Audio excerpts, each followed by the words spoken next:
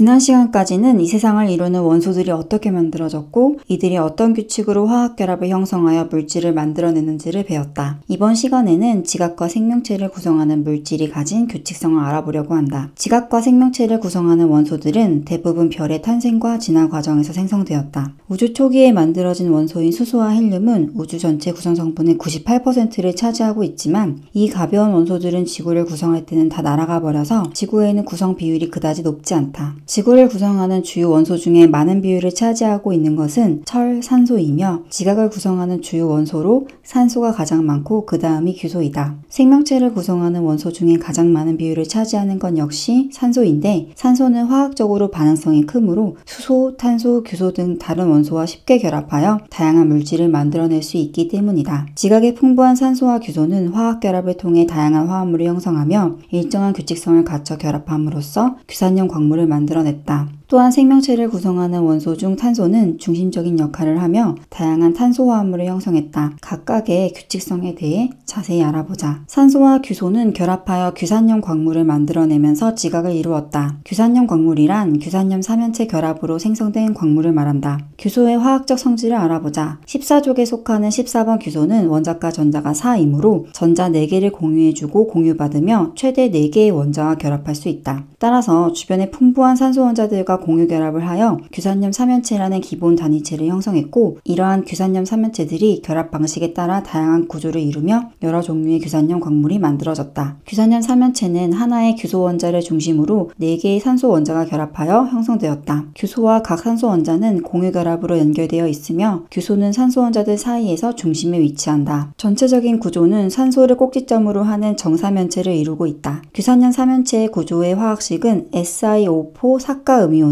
음전하를 띈다. 원자과 전자가 4개인 규소는 원자과 전자가 6개인 산소 4개와 각각 공유결합을 형성하여 전자 4개를 공유한다. 이 과정에서 산소 원자는 공유결합으로 1개의 전자를 추가로 얻지만 안정한 전자 배열을 위해 필요한 2개의 전자를 완전히 채우지는 못한다. 결과적으로 4개 각각이 1개의 음전하를 가지게 되어 전체 규산염 사면체는 4개의 음전하를 띠게 되는 것이다. 이렇게 음전하를 띠는 규산염 사면체는 주변의 양이온과 결합하거나 다른 규산염 사면체와 산소를 공유함으로써 안정화되며 이를 통해 다양한 구조를 형성하여 규산염 광물을 만들 수 있다. 규산염 사면체는 독립적으로 존재하거나 또는 이웃한 다른 규산염 사면체와 산소를 공유하면서 다양한 규산염 광물을 만든다. 결합 방식에 따라 광물의 구조와 성질이 달라지며 이를 크게 5가지로 구분한다. 규산염 사면체는 정사면체 구조를 가지지만 위에서 내려다보면 삼각형처럼 보인다. 이는 규소가 중심에 있고 그 주위에 산소 원자들이 대칭적으로 배치되어 있기 때문이다. 칠판이나 화면에 구조를 표현할 때는 중심의 규소를 점이나 원으로 표시하고 그 주위에 삼각형 모양으로 산소 원자를 배치하면 된다. 이렇게 나타내면 규산염 사면체의 결합 방식을 쉽게 이해할 수 있다. 독립형 구조는 규산염 사면체가 따로따로 독립적으로 존재하며 산소를 공유하지 않는 구조이다. 규산염 사면체는 음전하를 띠고 있으므로 마그네슘 이온이나 철이온 같은 양이온과 결합해 음전하를 중화하며 감람석이 독립형 구조로 이루어져 있다. 단사슬 구조는 규산염 사면체가 일렬로 연결된 사슬 형태를 이루는 구조이다. 각 규산염 사면체가 공유한 산소는 양쪽의 규소로부터 전자를 하나씩 공유받아 안정한 전자 배치를 이루게 된다. 공유되지 않은 산소 원자는 여전히 음전하를 띠며 주변의 양이온과 결합하여 안정해지며 희석이 단사슬 구조로 되어 있다. 복사슬 구조는 단사슬 2개가 서로 엇갈려 이중사슬 모양으로 결합된 것이다. 이때 바깥쪽의 규산염 사면체는 인접한 사면체와 산소 원자 2개를 공유하고 안쪽의 규산염 사면체는 인접한 규산염 사면체와 산소 원자 3개를 공유하며 결합한다. 각섬석이 복사슬 구조로 되어 있는 광물이다. 판산 구조는 규산염 사면체의 산소 3개를 다른 규산염 사면체와 공유하면서 판 모양으로 결합한 형태이다. 흑음모가 판산 구조로 이루어진 광물이다. 망산 구조는 규산염 사면체의 산소 4개를 모두 다른 규산염 사면체와 공유하여 앞, 뒤, 좌우, 위, 아래 3차원으로 결합한 형태이다. 장석과 석영이 망산 구조로 이루어진 광물이다. 독립형 구조에서 망산 구조로 갈수록 규산염 사면체들 간에 공유하는 산소의 비율이 증가함에 따라 규소 원자 대비 산소 원자의 개수가 줄어든다. 또한 산소를 공유하는 개수가 많아지고 구조가 복잡해져 높여질수록 음전화가 줄어들고 안정화되어 풍화에 강해진다. 각 광물의 결합 구조는 산소 공유 방식에 따라 각 광물의 깨짐, 쪼개짐에도 영향을 준다. 감람석의 경우 독립형 구조로 이루어져 있으므로 결합 방향이 불규칙해 깨짐이 발생한다. 휘석, 각섬석, 흑음모는 사슬 간의 결합이나 층 사이의 결합이 사슬 내부나 층 내부의 결합보다 약해서 더 약한 결합이 있는 방향으로 쪼개짐이 쉽게 일어나는 특징이 있다. 장석과 석영은 모두 망상구조이나 장석은 특정 방향으로 결합 강도가 약해서 쪼개짐이 일어나고 석영은 모든 결합이 균일하게 강해서 깨짐이 나타난다. 생명체를 구성하는 물질들도 일정한 화학적 규칙성을 따르는데 이 규칙성의 중심에는 탄소화합물이 있다. 14조 원소에 속하는 탄소는 원자과 전자가 4개로 최대 4개의 결합이 가능하며 여러 원소들과 강한 공유 결합을 형성해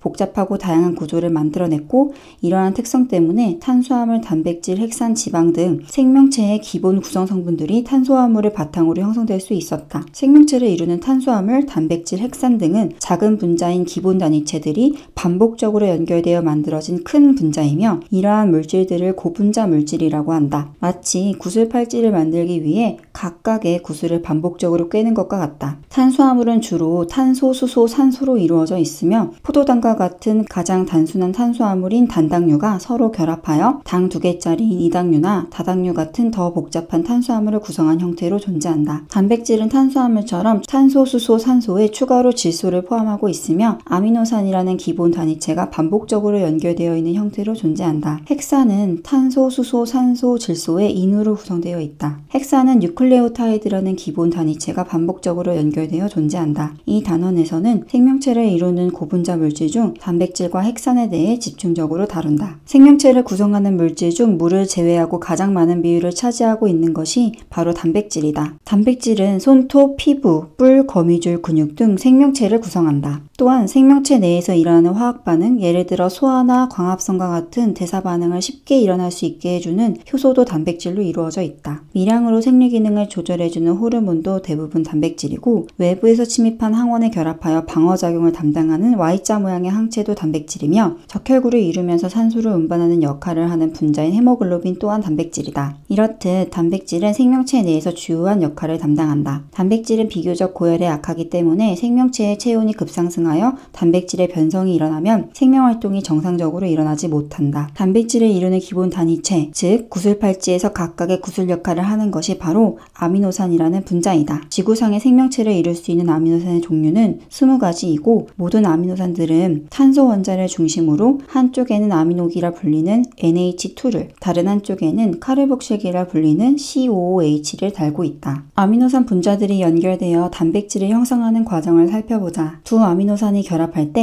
한 아미노산의 카르복실기에서 OH가 떨어져 나오고 다른 아미노산의 아미노기에서 H가 떨어져 나간다. 이 과정에서 물 분자가 생성되며 이러한 반응을 탈수 축합 반응이라고 한다. 두 아미노산의 결합을 펩타이드 결합이라고 하며 여러 아미노산이 이 과정을 반복하여 길게 늘어난 것을 폴리펩타이드라고 한다. 폴리는 여러 개의 라는 의미를 가지는 접두어이다. 폴리펩타이드는 접히고 수정되어 입체적인 구조를 형성하면서 완전한 기능을 가진 단백질이 된다. 20종류의 아미노산이 어떤 순서로 배열되고 연결되느냐에 따라 단백질의 입체 구조가 달라지며 이는 단백질 각각의 기능을 결정한다. 단백질의 종류로는 적혈구의 헤모글로빈, 머리카락과 손톱의 케라틴, 피부와 연골, 뼈의 성분인 콜라겐, 근육의 주성분인 마이오신과 액틴, 소화효소인 아밀레이즈, 호르몬인 인슐린 등이 있다. 핵산은 발견 당시 세포의 핵에 있는 산성 성분이라는 의미로 명명되었으며 구조와 기능에 따라 두 가지로 구분된다. 사다리 모양이 꼬인 이중나선 모양의 핵산을 DNA라고 하며 단일 가닥의 핵산을 RNA라고 한다. DNA와 RNA는 생명체 내 유전 정보 흐름에 관여한다. DNA는 이중나선의 안정적인 구조를 통해 유전 정보를 저장하며 RNA는 단일 가닥으로 상대적으로 불안정하지만 유전 정보를 전달하고 단백질 합성에 관여한다. 두 분자 모두 뉴클레오타이드라는 기본 단위체로 이루어져 있다. 뉴클레오타이드는 인산, 당, 염기가 1대1대1로 결합된 구조를 가진다. 여기서 당은 단당류로 5개의 탄소로 이루어진 5탄당이다. 뉴클레오타이드의 당에는 디옥시라이보스와 라이보스 두 종류가 있다. DNA를 구성하는 뉴클레오타이드의 당은 디옥시라이보스이며 디옥시란 디카페인이 카페인이 없음을 의미하는 것처럼 산소가 하나 부족하다는 것을 뜻하고 이는 DNA의 안정성을 높이는 높인다. RNA를 구성하는 뉴클레오타이드의 당은 라이보스이다. DNA와 RNA의 이름에서도 이를 확인할 수 있는데 DNA는 디옥시라이보 뉴클레익 엑시드의 약자이고 RNA는 라이보 뉴클레익 엑시드의 약자이다. 뉴클레오타이드의 염기도 여러 종류가 있다. 아데닌, 구아닌, 사이토신, 타이민, 유라실 염기가 존재하며 간단한 표기를 위해 첫 글자를 따서 A, G, C, T, U로 표기한다. DNA를 구성하는 뉴클레오타이드의 염기로는 A, G, C, T가 가능하고 RNA를 구성하는 뉴클레오타이드의 염기로는 A, G, C, U가 가능하다. 뉴클레오타이드들이 결합하여 핵산을 형성할 때 한 뉴클레오타이드의 인산이 다른 뉴클레오타이드의 당과 결합하여 연결된다. 이와 같은 결합이 반복되어 길게 늘어진 구조를 폴리뉴클레오타이드라고 한다. 이중나선 구조에서 두 폴리뉴클레오타이드는 서로 반대 방향으로 배열되며 염기끼리 결합한다. 이때 결합할 수 있는 염기가 정해져 있다. 아데닌은 타이민 또는 유라실과만 결합하고 구아닌은 사이토신과만 결합한다. 이러한 특정 염기끼리만 짝을 이루는 규칙성을 염기간 상보성이라고 한다. 염기간 상보성 덕분에 DNA 한 가닥의 염기서열만 알면 반대 가닥의 염기서열도 알 수 있다. 예를 들어 한 뉴클레오타이드가 사이토신 염기를 가지면 그 맞은편에는 상보적인 염기인 구아닌이 위치한다. 마찬가지로 타이민의 맞은편에는 아데닌이, 구아닌의 맞은편에는 사이토신이 온다. 아데닌의 맞은편에는 타이민이 온다. RNA가 합성되는 경우에는 아데닌의 맞은편에는 유라실이 들어오게 된다. DNA는 뉴클레오타이드의 결합 순서와 다양한 염기서열을 통해 방대한 유전 정보를 저장한다. 뉴클레오타이드의 결합 순서에 따라 염기서열이 달라지고 이는 각각 고유한 유전 정보를 형성하여 생물의 다양한 특성과 기능을 결정한다.